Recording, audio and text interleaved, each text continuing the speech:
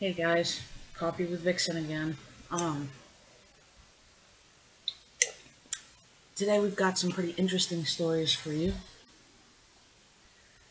and considering that it's Friday, May 10th, I thought some of these would be pretty interesting and that it would catch your guys' attention.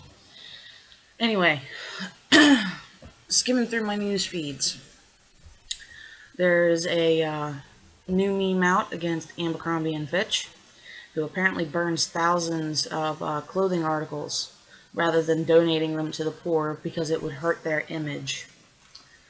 This is the latest thing that we're hearing about Abercrombie and Fitch. Um, Earlier this week, I told you guys about their whole, oh, we don't want to, carry the large women's clothing thing. Well, now we're finding out that instead of donating these things to people who could actually, who need them, they're just burning them instead. Um, so yeah, Abercrombie and Fitch, you guys suck. Um, there's some other pretty interesting things going on in the news today too. The Heritage Foundation VP is actually blaming Boston bombings on multiculturalism and diversity that's being taught in schools. Uh, this is just, it makes me want to put my head to the table, is what it does. Um, the guy is actually saying that it's a new trend in American schools to teach multiculturalism and diversity rather than the love of country. There's a lot of problems with the U.S. as it stands. There's a lot of problems all across the world in various different countries. And as an anarchist, to me, a lot of that actually comes from this whole concept of loving your country and trying to push out everybody else who's different. Um, Anarchists believe in, no borders. Um, yeah, this is what leads us to having as many problems as we do. If we don't teach multiculturalism and diversity, then this is going to lead to so many more problems than rather than teaching love of country. Um, Multiculturalism and diversity is actually very important, especially when you're teaching it to young children. Um, if you don't put an emphasis on trying to understand something new to kids, then you're taking away that natural curiosity that they have. You're programming them, more or less, at that point. And there's no reason for that. Anyway, the link for that will be in the description, as are the rest of all the links that I talk about. Um, Here's something pretty cool. This is actually from April 20th. Why this hasn't popped up sooner, I don't know. But it's a blog, so, sometimes things get lost in the mix of the virtual world. Regardless, Illinois looks like it's going to be the 19th state to pass a bill for medical marijuana. And actually, I'm not quite sure if they actually did pass or not. But still an interesting article to take a peek at anyway, to see what the challenges are when it comes to trying to pass a medical marijuana bill, if you haven't looked at anything like that. This one got me going this morning. This story plucks every last nerve that I possibly have. And that's, the title of this is "The Official School Religion Okayed by Texas Court."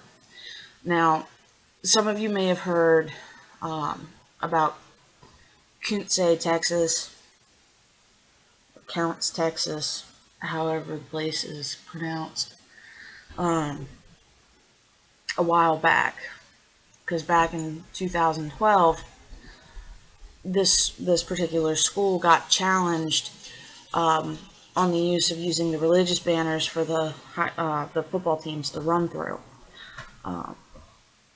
The banners actually included phrasing such as, "But thanks be to God, which gives us victory through our Lord Jesus Christ," 1 Corinthians 15:57.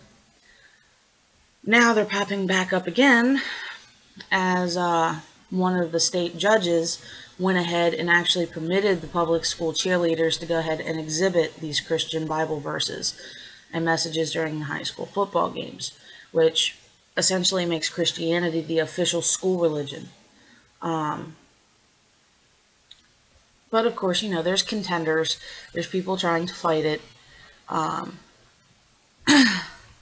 What's interesting, though, is Annie Laurie Gaylor, the FFRF co-president, actually made a rather interesting point. She says that it's impossible to imagine a judge approving cheerleader messages saying "atheists rule, God is dead," or "Allah is supreme, pray to him for victory." And this is actually really interesting because you're not going to see these cheerleaders at this school posting up anything like that for a banner. And it's just the whole thing's a little hinky to me.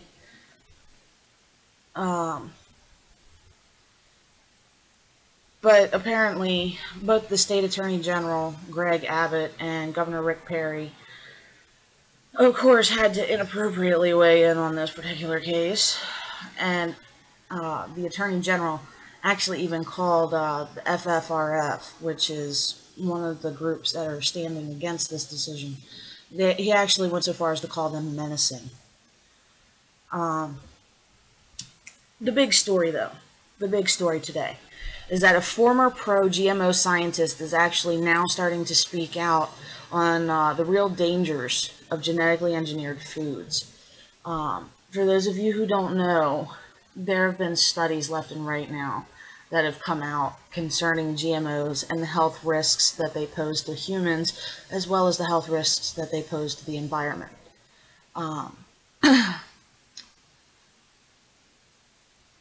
Basically, I'm going to give you guys the short version of this, but this is what the scientist actually said. The scientist said, "I refute the claims of the biotechnology companies that their engineered crops yield more," which, side note, they don't. Repetitive studies actually have shown now that instead of producing more food, it actually produces less food. That they require less pesticide applications. Again, not true. If they actually did require less pesticide applications, then we wouldn't be losing our bees. The soil wouldn't be contaminated with pesticides. And I'm sorry, but if anybody has to go out in a hazmat suit to spray chemicals on the food that I'm about to eat, I have a serious problem with that. If you want a good example of what some of these pesticides can do, look at Vietnam. What do you think Roundup is? Yeah. Don't believe me? Go ahead and go look into it. Agent Orange. Anyway, that they have no impact on the environment and that they are safe to eat. Yeah. They're so safe to eat that rats that have been fed only GMO diets with no organics whatsoever actually grow tumors. But it's so safe for us to eat, right? Okay. The scientific literature is full of studies showing that engineered corn and soya contain toxic or allergic proteins. This was interesting because I've read about this before. When GMOs were first introduced to an area that had very limited number of people that had allergies, the next thing you know, more and more people started popping up with allergies to various different types of foods. GMOs actually do contain certain proteins that do trigger allergic reactions to the food, when in actuality, had the food been just left alone in the first place, it wouldn't have been an issue. There's all kinds of serious health problems that come with this.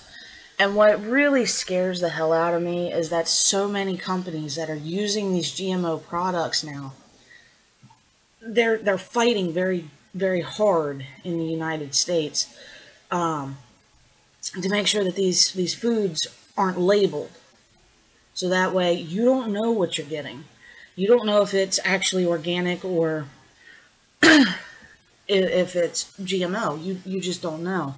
The other thing too is that it's not just like corn and soy or wheat. I mean, this expands over a lot of different foods. Um, my first day of biology class, we were talking about GMOs and genetic engineering, where they were actually taking oils from certain fish, mixing it with a tomato, and you're literally defying natural law by doing these kinds of things. Um, I saw pictures of cows that looked like they were literally on steroids, but they're genetically engineered to produce more meat to the point where these poor cows can't even move, and you don't know you're eating it. If that cow can't move, it may make the meat tender, but you're making this cow suffer. So anyway, definitely keep your eye on that. The only other thing I wanted to talk to you guys about, I mentioned in yesterday's Coffee with Vixen that vaccines aren't as safe as what we've been led to believe. There's another article that I actually got last night. I received it from a very close friend of mine, and it continues to talk about the whole concept that they're not safe. What freaked me out was that they actually talked about various different ingredients that are in the vaccines, such as cow and chicken and horse and just all kinds of different animal proteins. Um,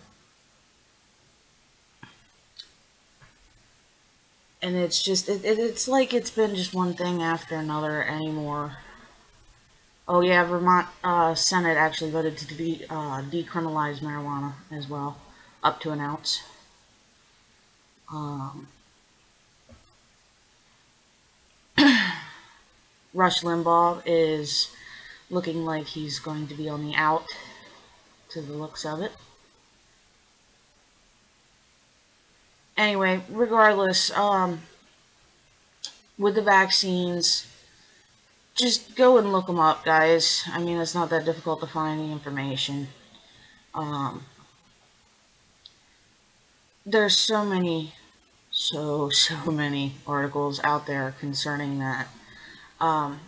One of the interesting parts about it, about vaccines not being safe, isn't just the fact that, I mean, there's some really nasty things like formaldehyde and mercury found in vaccinations. The fact is that there's been no significant actual testing, and some of the testing that has been done has actually proved vaccines to actually be rather ineffective. They're not helping nearly as much as what we're led to believe. So make sure that you guys go and do your research and make the choice on your own. The last thing that I want to talk about today is this interesting new Talking Pit Bull Dogs app that's come out for Apple and Android markets. It's actually sponsored by the Animal. I'm just so out of it today. The Animal Farm Foundation. It's an absolutely interesting app. I wish I could go download it. The only problem is I don't have an Apple or an Android. But anyway, the whole goal of the group is that they want to make the world a better place for pit bull dogs and their families. So basically, this app allows you to be the most educated individual in the room. And it's free. The download is absolutely free. Of course, I'll drop you guys a link in there. There's some pretty interesting things such as talking points, photos, educational posters, FAQs, ebooks, and like all kinds of other crazy stuff that you can actually get from the Animal Farm Foundation. So guys, definitely give them a check out. Um, as a pit bull owner, my dog is Pit Bull Mastiff. Um, I love my dog right to death, and when I see things concerning breed-specific legislation, it kills me. It really does. Pit bulls are not these nasty, vicious animals. If you really look at the families that take in pit bulls and love them and care for them and train them and work with them on a daily basis, they're the happiest, most relaxed dogs that you can be around. Alright? So anyway, definitely go check them out. And in the meantime, remember to keep your eye on the ball and always, always do your own research. Take it easy.